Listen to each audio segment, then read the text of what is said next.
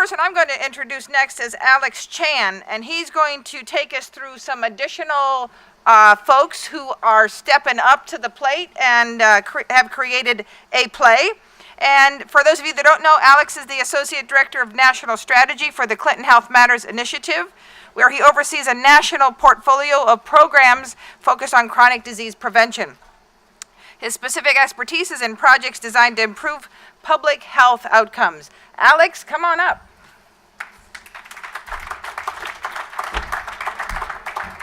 Thank you, Shelley, and good afternoon, everybody. How's everybody feeling?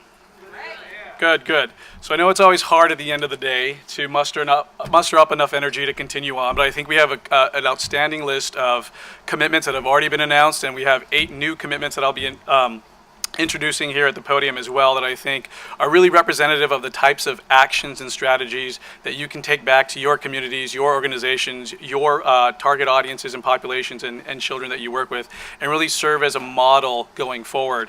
And so what I'd like to do is really talk about what we'll be doing over the next year with Project Play. And what we anticipate doing is really highlighting the specific actionable items that come out of the Project Play report. And we're really looking for new, specific, and meaningful commitments that align themselves with the recommendations in the Project Play report. For example, there's already been 10 commitments that have been announced. Both you heard them today on the stage, but also yesterday. And I kind of just want to again give recognition and highlight those because those again are also very meaningful and very they serve as very good models for everyone here in the room to take back and think about how we can then translate that into our communities and with the folks that we work with. And so I want to again congratulate Athlete Ally, which made a commitment last night around inclusion and developing resources that support coaches in a commitment to reinforce a culture of respect and inclusion. Also Whistle Sports, which is working with the Aspen Institute to elevate the voice of kids. Jay Coakley, who will be convening a state group in Colorado for a Project Play-like initiative that's again aligned with the Project Play report. Sports and Arts in the Schools Foundation, which will be training coaches and expanding its programming for girls in the New York City area. Play Like a Girl, which is developing new multimedia communications campaign around African American and Hispanic girls. The NCAA, which has made one commitment and will be making another commitment shortly, but their first one is around the creation of sport-by-sport work groups that will allow the NCAA to be a steward of best practices with long-term athletic development in mind. U.S. Lacrosse, low-cost, hands-on coaching clinics in 45 states, plus a concussion management system that will impact over 330,000 kids across the United States. And then finally, Major League Baseball, which in its first ever coach education program for youth coaches that will include components designed to reach low-income populations and those that suffer from the worst health outcomes and disparities to access to sports. So again, great momentum already seen here in the Project Play Summit. We have 8 new commitments that we're excited to announce, and I'm going to invite those individuals to come up. Before we do that, I want to talk a little bit about what the Clinton Foundation is doing around the Project Play report and how we're advancing the work that the collective people and the collective voices that have participated throughout the past 2 years have helped to shape and form. We're already working with several partners and organizations in the room around inclusive strategies, really focusing on the 5 underrepresented and underserved populations that are highlighted in the Project Play report. So we're really drilling down deep on the issues and specific obstacles that are faced by girls, by children of color, by children from low-income families, by children with disabilities, and by LGBT youth. And we're going to continue that work over the course of the upcoming year. But in addition to that, we're also creating a demonstration community in the city of Houston. We work with the Houston Regional Metropolitan Area through our Community Health Transformation Project area. So we've been in Houston now for about 2 years, and what we anticipate doing and what we're in discussions now to do on the ground is to create a cohort of engaged youth-serving organizations from across sectors, parks and rec agencies, Little League groups, athletic organizations, student-based or school-based organizations that offer physical activity and sports programming for students, and helping them align their programs, their resources, their practices to the Project Play recommendations. And so we will be engaging with the stakeholders in Houston over the course of a year, and our goal really is to provide the technical assistance and support around business practice change, helping them implement some of the best practices and recommendations from the Project Play report, and then tracking and evaluating the impact of that in their populations, in the youth that they serve, so that we can then report out to the larger group, those people assembled, everyone here in the room today, but the larger audience nationwide, about the impact of those recommendations, and hopefully building a scalable and replicable model that we can take beyond Houston. So looking at what we can do nationwide, not just with the communities that the Clinton Foundation serves, but with communities that you all serve and in the backyards and of your organizations. So that is our commitment for the next year. But don't want to talk anymore about what we're doing. Really want to give the an opportunity for the folks who are making the 8 commitments here today. So first, I do want to bring up Holly O'Donnell from America Scores. And each of these 8 commitments has been selected and curated so that they map back to one of the key areas within the Project Play report. So Holly's commitment that she's going to talk about maps back directly to the Ask Kids What They Want. Holly? So I'm the executive director of America Scores, and you heard from 2 of our participants today, Madeline and Aaron. And we are committed to the very first one, ask kids what they want. And we are committed to, first, having youth voice at a very strategic level at our organization. So our commitment is to add at least one alumnus to the national board and have them help us figure out what we're going to do as we build our organization to even more cities across America. The second thing that we're going to do to ask kids what they want is at a programmatic level. We are not going to survey them and think we're going to get the right answers. And we're not going to have people like me ask the youth what they're going to do to make our program even better. Instead, we are going to have the Aarons, of which there are 50,000 of America Scores alums across the country, work with our program in a formalized way with the Madelines, who are our elementary school students, to ask them how we can improve our programming to make it even better. And I'll give you a very concrete, quick example, is today on the panel when people asked Erin, what made you want to join this program? And she said, well, I heard about soccer and poetry. And when I say to you all soccer and poetry, it's okay, you can say, how many people think it's like kind of a weird combination? You can raise your hand, I'm comfortable with that. But what did Erin say? Erin said, ooh, that's nice. And so that's how this program has existed for 21 years and remains very high quality. And we appreciate the Project Play piece of this that's going to make us work even harder to get youth voices in our programs. So thank you.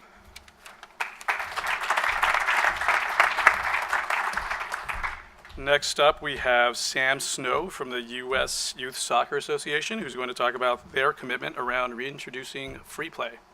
Hi, I'm the technical director for USU Soccer, and we're committed to free play in that we want players to have that opportunity in order to have a passion for the game, a love for the game, because we want lifetime participants in the sport.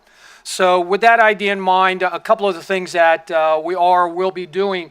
One is in our national youth license, which is a coaching license that we deliver for how to coach children 5 to 12 years of age. Is in that course we have a section called street soccer, and we have a little classroom part and we have a little field part that the coaches go through as to how they can take that back to their clubs because so many of our clubs are so organized, and the parents think that if the kids aren't going through formal training sessions and formal matches, it's not really what they pay for. So there's an educational piece, and this street soccer piece helps us to help coaches insert that piece into their clubs with the hope of getting the kids closer and closer to actually doing all of that on their own, because part of what we've learned is that in many cases, we have to teach the kids how to have a pickup game. Because the kids don't know today, perhaps, how to have a pickup game because they've never been allowed to. So we teach that part to the coaches for them to carry back to their clubs. And then the new piece, the additional piece as to how we'll help to penetrate it even further, we have a program that we call Youth Soccer Month, which is during September. And that month we have themes for each of the weeks of that month. And in the very first week, which is the theme is fun, we're pushing out to all 5,500 of our clubs that first Wednesday of that month is Street Soccer Day on a national scope, with the idea that our teams, our clubs, our players know that they are all playing street soccer at their clubs that day at the same time that other kids just like them all across the USA are doing the same thing.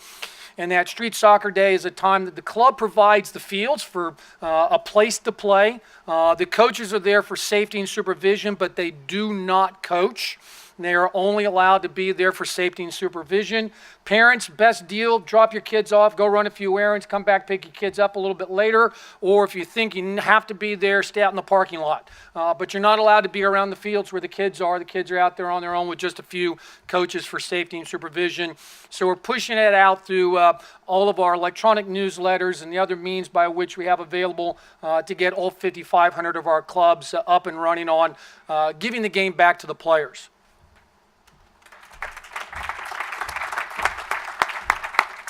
And now Kathleen Tully from Box, who's going to talk about encouraging sports sampling. Our commitment, Box, for those of you who don't know, is a free before-school physical activity program. We are before school primarily, but we also do during school activity. And our commitment has been to work with the Aspen Institute. We created a physical literacy curriculum. So we believe in using parents and teachers and empowering them to be coaches. Our program is completely free. We've developed a business model that works in schools across 1,270 schools in the U.S., 5 different countries. And working with the Aspen Institute and the American Council on Exercise, we have developed a physical literacy curriculum that our trainers, which are parents and teachers, will be able to use, because we know that if kids learn their habits and learn to love fitness by the age 8, they will be more involved with sport, more likely to be involved with sports later in life. So I'm going to keep it at that. Exercise is medicine. That's my hashtag. And thank you, everybody, for being here. I think we're all preaching to the choir. Let's just do it. Thanks, Kathleen. Next up, we have Jeremy Goldberg from League Apps, who's going to talk about revitalizing in-town leagues. I'm the president of League Apps, which is a technology platform that powers local sports. And at League Apps, we're driven by a simple conviction that everybody should have access to amazing sports experiences. And so that's why we're happy to announce a commitment called FundPlay, which is an initiative to ensure that millions of underserved children have access to great sports experiences. Now, as a technology company, we know 2 things. The first is that technology is maybe the best way to drive scalable and systemic change. And that second of all, as a company, we realize that local sports organizations are uniquely positioned to impact sports experiences of kids everywhere. And so with that in mind, FundPlay is going to do 3 things. The first is we want to create amazing sports organizations in the areas where they're most needed. So as a starting point, we want to create and adopt 20 new local sports communities and local sports organizations and really create models of excellence. So that means providing free lifetime access to all of our technology, to coaching, to training, to capacity building, and hopefully working with the people in this room to identify those areas in need and the other partners that we can enlist to help create these models of excellence in these sports organizations and communities that don't have them. The second part of FundPlay is a recognition that there's enormous potential in local private sports organizations all across this country. We want to work with that sector to encourage them to adopt an open access policy so that they understand the best practices so that they can increase people and kids to have access to their sports. So that could be things like understanding the discounts or subsidies or other ways of making grants or other ways of lowering costs to open up access for participation. The other contribution we want to make is to offer our technology up to allow these private organizations to allow parents who have the means, when they're signing up their kids, to make donations that could then be redistributed through a fund to those kids all across the country that don't have the means to participate in those same organizations. And then finally, we want to create an open platform through FundPlay that allows any kind of organization, whether you're a national governing body, or you're a foundation, or you're a corporation, or your brand, or you're a nonprofit partner, or a professional sports league, to have access to the data and have access to a national platform that helps you understand where are there local communities that have needs and how can you best direct support understanding that data and understanding those opportunities. So we don't have all the answers, but we're here looking for folks that want to work with us, and together we can do a lot to fund play. And finally, as a technology company, we're not so into business cards. So what we did is threw up a website this morning called @fundplay.org. So drop your email there, we'll follow up, and we'll see what we can do together. Thank you. Next up on Thinking Small, we have Dev Patik from Sports Facility Advisory. Thrilled to be here, and in Thinking Small, we're thinking about what we can do now. Most of you know what we do is we produce institutional grade financial forecasts that are used to finance parks, recreation facilities, sport and recreation facilities, youth and amateur facilities around the world. But what's different is we also manage those facilities, so we're relied upon for those to be very accurate. This last year we hosted 12 million visits in our venues. Next year, this coming year, we'll be at 15 to 18 million. We're opening a lot. But the difference between a community that's able to actually get something done, we don't want to go into a community and analyze a community's need only to discover that what they want and what they desire, what they need is unfinanceable or unsustainable. So the difference is often in the financing. So in your packets, we've got a description of a roundtable that we're so excited to host with Tom, with Alex and the Clinton Foundation, with NRPA this coming fall. Our commitment is to provide and to identify a spectrum of financing solutions that can be used to responsibly develop facilities and communities around the world. These are, even now, we've identified a number of financing solutions that can eliminate or reduce the general obligation requirement for a city or a town, so that it's not a comparison between whether or not they build this sport or recreation asset or whether they build their school. But there are a number of new financing models that we're working with various firms in Wall Street on. The roundtable is a time for us to gather the best minds in the industry around public finance, public infrastructure. So we're very excited about this. We know that it'll mean that there are tens of millions of other healthy, wholesome visits into venues in the years ahead. And we hope you'll consider approaching us if you think you have something to contribute to this roundtable. Thank you. Thanks, Deb. We'll keep it rolling here with Dan Glenn from the Stoughton, Wisconsin Parks and Recreation. He's going to be talking about designing for development. 4 years ago, our department created a health initiative called Active Stoughton for Life. Active Stoughton for Life is based on physical literacy and LTAD. So over the past 4 years, we've been developing programs, and what we want to do is pay back to the rest of the country. So what we want to do is develop a plug-and-play curriculum with lesson plans that is scalable for every park and recreation, Boys and Girls Club, and YMCA across the country. So this will be based on physical literacy, motor learning theory, growth mindset, and will include safe to fail environments. So all of these things have been talked about today, and what we're going to do is hopefully create a quality recreational youth sport program for everybody in the country.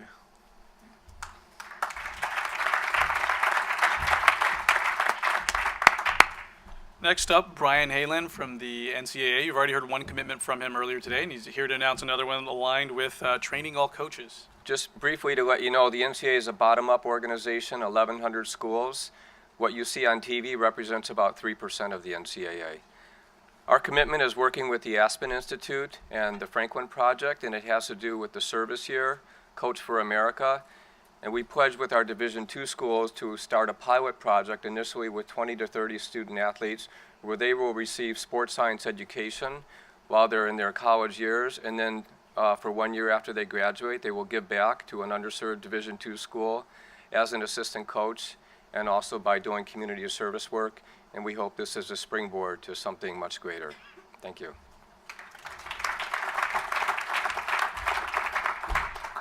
And last but certainly not least in this group of 8 is Jim Whitehead from the American College of Sports Medicine. And he's going to be talking about emphasizing prevention, and it's a commitment made through the Joint Commission on Sports Medicine. Just to pause for a moment. Hadn't this been a great conference, and don't you feel the energy in the room? We're not only reimagining youth sports, we're going to transform it. I have the pleasure of being the CEO of the American College of Sports Medicine, but I'm also the chairman of the board of an entity, the Joint Commission on Sports Medicine and Science, which is over 40 organizations in this area. That represents 750,000 over that professionals, and that has an impact on 200 million youth and adults. Over all these numbers are over; those are conservative estimates. It includes entities from sports psychology, all the dimensions of sports medicine and sports science. And it is an opt-in thing. You know, if I could just say the Joint Commission will do this, but I can't. You can't. You got to work with it as a consortium. But I just tell you, we just had our annual meeting in Memphis, Tennessee, on Thursday, Friday, Saturday, and there was tremendous enthusiasm about Project Play. Amanda made a great presentation. There was another presentation in regard to Project Play. They all had copies of it and so forth. And so knowing that they have to opt into this, but also knowing that these organizations represent tremendous scope and impact, and there is such intense interest on this, here's what we're looking at, and it's in the emphasizing prevention, to do a number of things. Number one, to get physicians and other healthcare providers in the game, to increase that number significantly in regard to those that are team docs or playing other kinds of roles or serving on medical advisory of NGBs. That's kind of one area that seemed to be very important to us. Secondly, in regard to creating a national youth sports objectives. You all may be familiar with the national health objectives for the country. Well, maybe we could look at having objectives for youth sports progress, working with Aspen Institute and with others. The technology solutions that we've heard here are remarkable. We're really looking at, have great interest in one of the recommendations in the Project Playbook, or one of the things to look at, and that is having technology solutions that for various sports really monitor both injury rates and the levels of physical activity that are provided in those sports. We think that's a great matchup. And then just lastly, the whole idea, a council on safety or somehow that would be coordinated, looking certainly at concussion, but also pre-participation exam, overuse, and that sort of thing. We think there's a powerful capacity here to drive forward movement of those organizations that are interested, Coalition of the Willing, but there's tremendous interest in this right now in the scientific, medical, and policy aspects that are reflected in Project Play and by the leadership of all of you represented here. Thank you.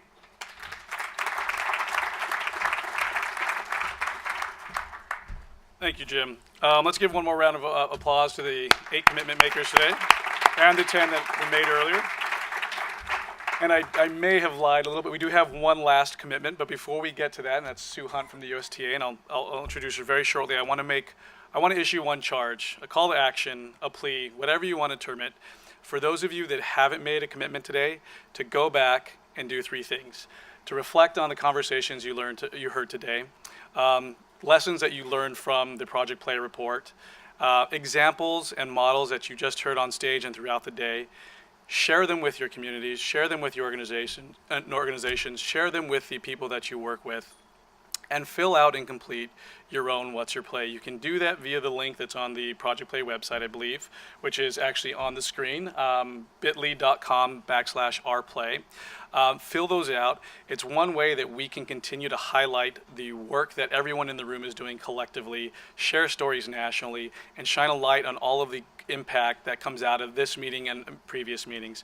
I do also want to say that Project Play will be creating a See Your Play aspect to their website where they'll be able to highlight some of the success stories coming out of your organizations and your communities. So please do that if you feel compelled to do so. I know everybody here that's made commitments today is more than, we would be more than happy to speak to you about what we're doing, how we're doing it, and where there's areas that we can partner and work collaboratively. So with that, I am going to introduce the last announcement today, Sue Hunt from the United States Tennis Association. Thank you so much, and I think I'm up here to talk a little bit about fun.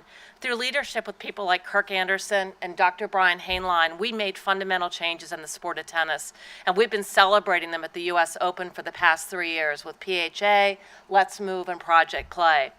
And so we want to extend an invitation to all of you. This U.S. Open 2015, we want to invite 20 of you to the U.S. Open to celebrate the commitments you're willing to make. Commitments that Tom Ferry will identify. Come out to the Open, have a round table, and maybe sit in one of our suites, enjoy a lobster roll, and watch some great tennis, because we want to celebrate the cross-functional ability of us to work together in partnership and get the job done.